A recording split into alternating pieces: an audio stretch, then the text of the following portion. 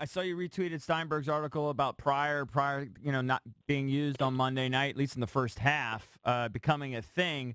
They got a week here. They're not going to bring him back next year. It's not working. Could they get anything for him? Can they think about doing that? I don't think that's the direction that they're going in. I mean, I asked a few people about it yesterday. I don't think anybody's freaking out about it. They feel like, his confidence was down a little bit because of the drops.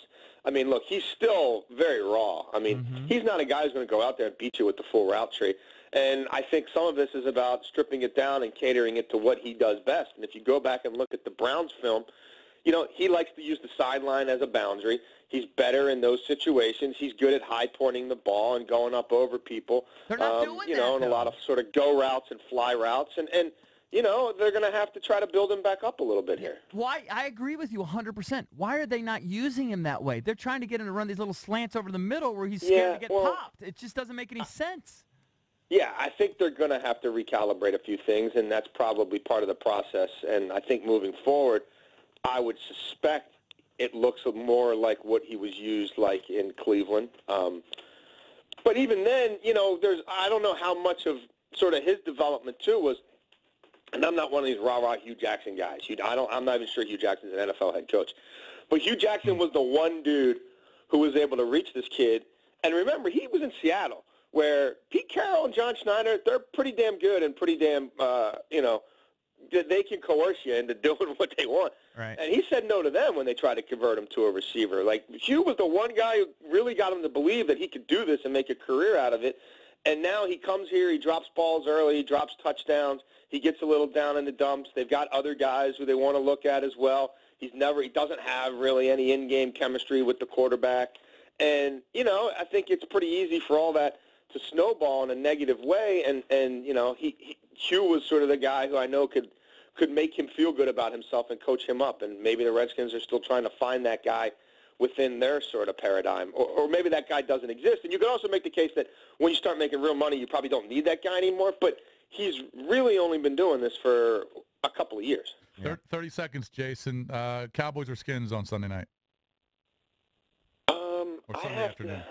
Yeah, I'm leaning towards the Cowboys, but I'll say this. I think the Skins, like, the idea that the sky is falling because of the injuries, and they will have a lot of walking wounded, but I suspect, based on what I'm hearing, a lot of those guys man up. So I think the offensive line is going to be pretty close to the starting five, if not the starting five. And I know Josh Norman's pushing really hard to play, and that'll probably be a game-time decision. But they have guys who are up. If they win this game, it can change the course of their season. So it's all hands on deck, and I think a lot of the walking wounded will play. All right, thank you, Jason. Appreciate it. No worries. You got it, guys. All right, buddy.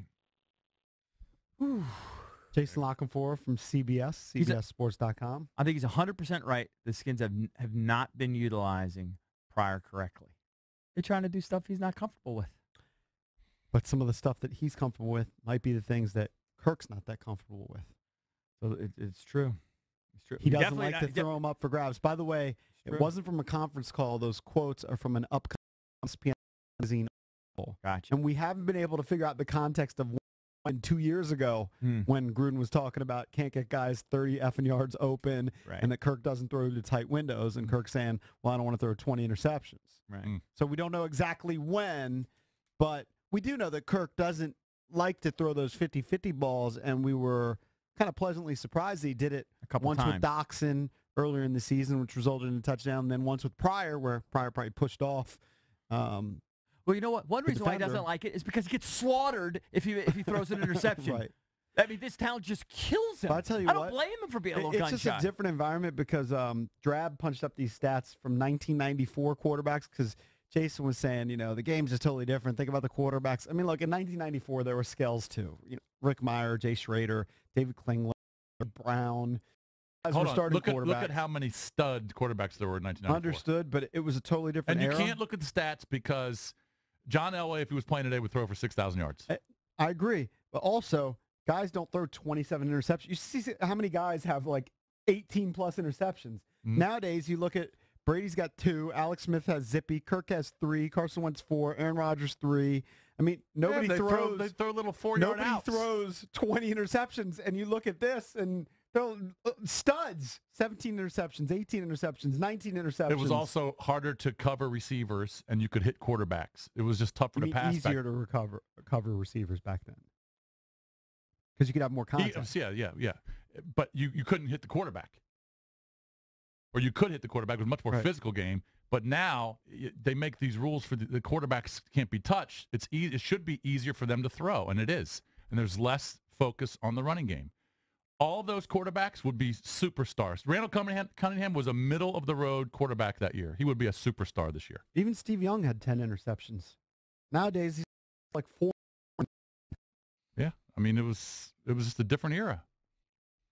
All right. But those quarterbacks were better than the ones we're seeing. Besides the top 3 or 4, the depth of quarterback in 1994 was much better than what we're seeing today.